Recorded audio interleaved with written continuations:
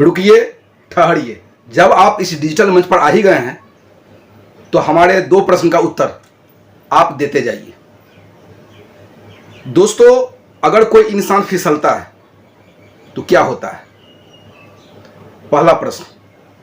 मेरा दूसरा प्रश्न आपसे यह है कि जब कोई नेता फिसलता है तो क्या हो सकता है?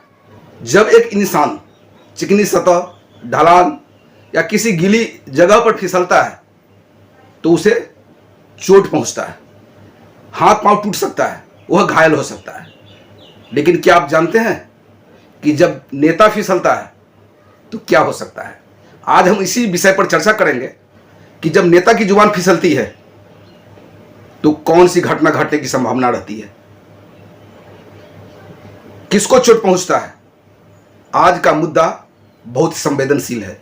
जैसा कि आप सब ने देखा कि ऑपरेशन सिंदूर के तहत कर्नल सोफिया कुरैशी किस प्रकार पाकिस्तान में आतंकवादियों का, आतंकियों का, देश के दुश्मनों का कब्रें खोद डाली, मटिया मेट कर डाला, यहां तक कि दुश्मन और आतंकियों को रसातल में भेज दिया। ऐसी हमारे वीर, ओज प्रतापी वीरांगना, वीर सैनिक कर्नल सोफिया कुरैशी पर पूरे देश को गर्व है। अगर हम कर्नल सोफिया कुरैशी को शक्ति का अवतार भी कहें तो वह गलत नहीं होगा, जिसने आतंकियों के छक्के छुड़ा दिए। लेकिन जब नेता की जुबान फिसलती है तो उनके मुंह से अनर्गल बयान निकलता है। एमपी के एक मंत्री विजय शाह ने कर्नल सोफिया कुरैशी के बारे में अनर्गल बयानबाजी की। उसने कर्नल सोफिया कुरैशी के बारे में कहा, जिन आतंकियों ने बहनों के सिंदूर उजाड़ा, उन्हीं के बहन को भेजकर हमने उनकी ऐसी की तैसी कर डाली। बताइए किस प्रकार का अमर्यादित भाषा का ये नेता लोग, ये मंत्री लोग प्रयोग करता है। क्या कर्नल कुरैशी आतंकियों की बहन थी? बताइए, कितनी शर्म करने वाली बात है। ऐसे नेताओं को डूब मरनी चाहिए। और ये कोई पहली घटना नहीं है। अगर इस प्रकार का, अगर आपको हम घटना सुनावे नेताओं की जब जुबान फिसलती है तो उसकी लंबी फहरिस्त बनकर तैयार हो जाएगा। एक घटना ऐसे ही बिहार की है।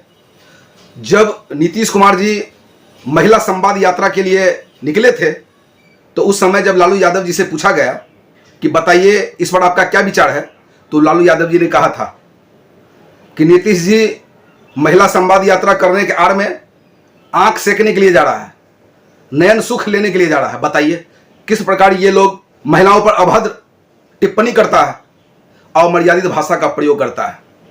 तब जाकर बिहार के मुख्यमंत्री नीतीश कुमार जी ने इस महिला संवाद यात्रा का नाम बदलकर प्रगति यात्रा कर दिया। मुख्यमंत्री नीतीश कुमार जी भी कम नहीं थे।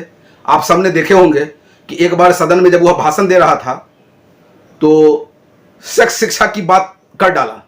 और जब वह सेक्स का ज्ञान इस तरीके से देने लगा, वह अपने हाथों का इशारा करके क्या कहें, हमसे बोला भी नहीं जा रहा है। शायद आप लोग जानते होंगे, पूरी महिला जात को शर्मिंदा कर डाला।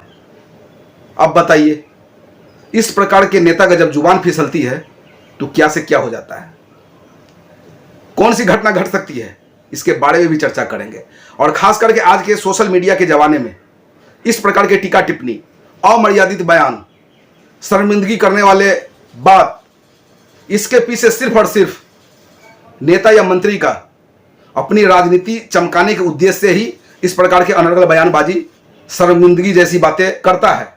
और वह चाहता है कि दूसरा दल नीचे रहे और सोशल मीडिया के जमाने में लाइमलाइट बनने के लिए इस प्रकार का अनर्गल बयानबाजी करता है। वह भूल जाता है जब उनकी जुबान फिसलती है तो देश का कितना बड़ा नुकसान हो सकता है। लोकतंत्र घायल होता है, लोकतंत्र पर चोट पहुंचता है।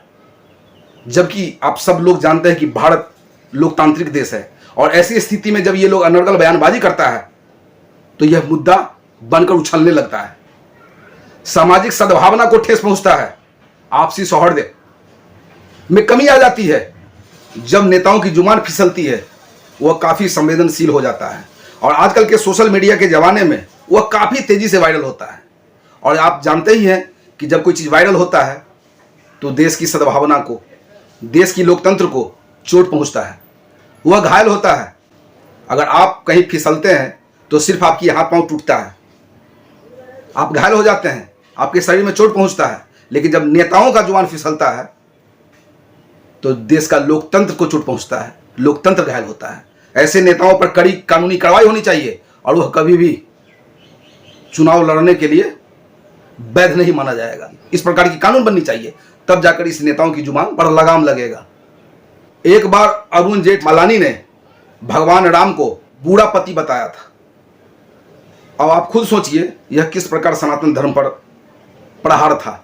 उस समय यह मुद्दा देश में काफी उछला था और काफी बवाल मचा था, और जब यह काफी तेजी से वायरल होता है, टीका टिप्पणी होने लगता है, हो हल्ला मचता है, तो वे लोग माफी मांग लेता है। क्या इस माफी मांगने से क्या हुआ, पाक साफ हो जाता है? क्या हुआ, साफ सुथरा हो जाता है? जी नहीं।